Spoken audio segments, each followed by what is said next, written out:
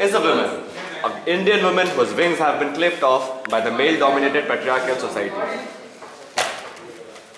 रंगोली के इस पहले चित्र में हमने अब हमारे इतिहास में नारी की जो स्थिति रही उसे दिखाने की कोशिश की।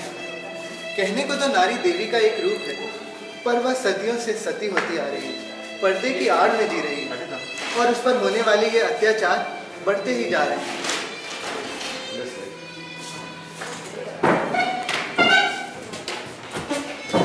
Here, in our second panel, we see a woman whose desires remain unfulfilled and who is weeping tears of blood. This picture is made from stencil form of rangoli making. It's a more modern form of rangoli compared to the gradient form which we saw earlier. Rangoli के इस चित्र में हमने नारी की उन अभिलाषाओं और उम्मीदों को दिखाया है जिनका गला वो कदम कदम पर घुटती रहती है।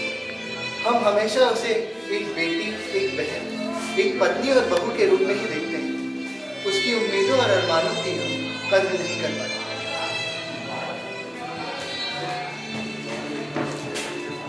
Third panel and the most melancholy form of our rangoli. It's a poster form.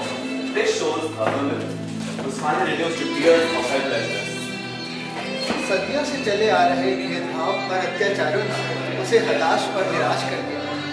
इस चित्र में वो हमसे कुछ अनसुलझे सवाल पूछते हैं।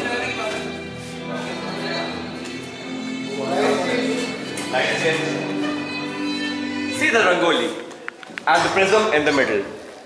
This prism has been suspended 1 foot above the ground and it shows a held-back cohesion of the images formed by the images around the rangoli. अब आप जो देख रहे हैं ये एक छोटी सी बच्ची है जिसने अभी तक इस संसार में जन्म नहीं लिया।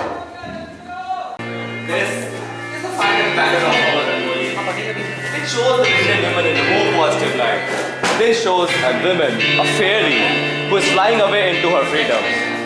अब समय आ गया है कि हम अपनी गलतियां मानें और एक नई शुरुआत करें। अब समय आ गया है कि औरत को उसकी आज़ादी और एक खुला आसमान दिया जाए।